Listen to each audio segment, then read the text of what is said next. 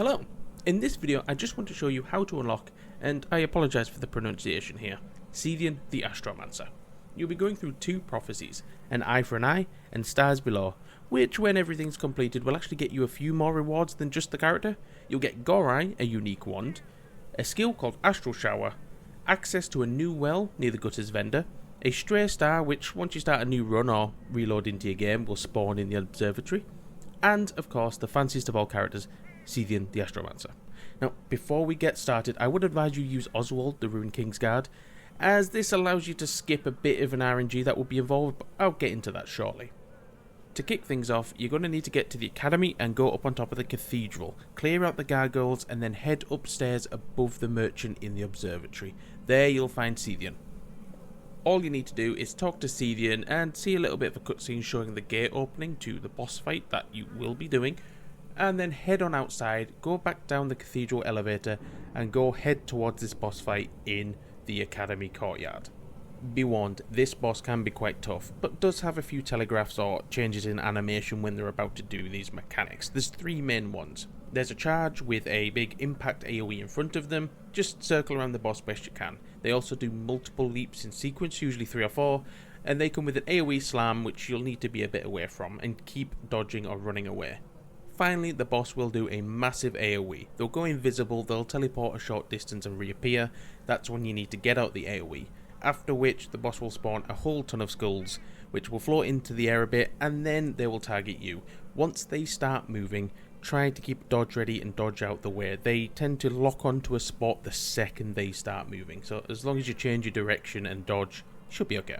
Unfortunately, this boss did ruin my recording streak, but once it's dead, you will get the eye and you can go talk to Sethian and complete the first prophecy, Eye for an Eye, and unlock the new unique wand. So with that out of the way, Sethian will now tell you to look through the telescope, move up to it and interact with it, and this will start the stars below prophecy. After which, talk to Sethian again, who will give you some stardust for this next step. With that in hand, head down all the way to the gutters and fight your way through.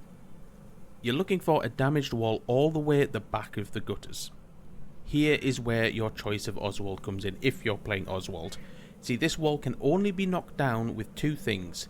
Oswald's Tectonic Strike ability that he gets every single time, that's his base ability, or the Boulder Breaker unique. Now if you're not playing Oswald, that means you need to hope you get Boulder Breaker in your run.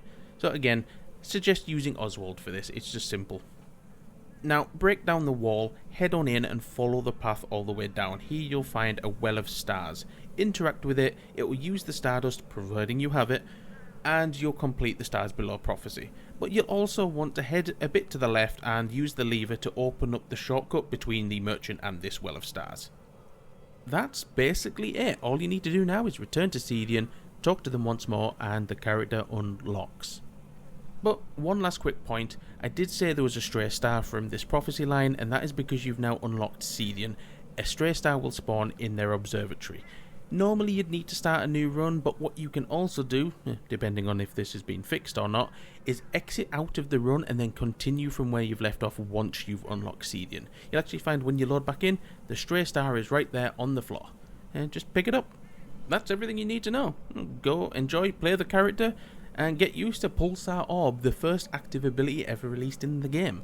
It comes with either a passive mode, which fires off magic missiles as you deal damage, fantastic if you can get some sort of fast firing ranged weapon with ricochet, or an active ability which fires out this magic nova. Now you'll need to time it correctly, but you can activate the skill again to create this huge magic blast dealing quite a lot of damage. It will also follow you around, which as you can see in this, I'm having a great time killing rats with. That being said, thank you very much, enjoy!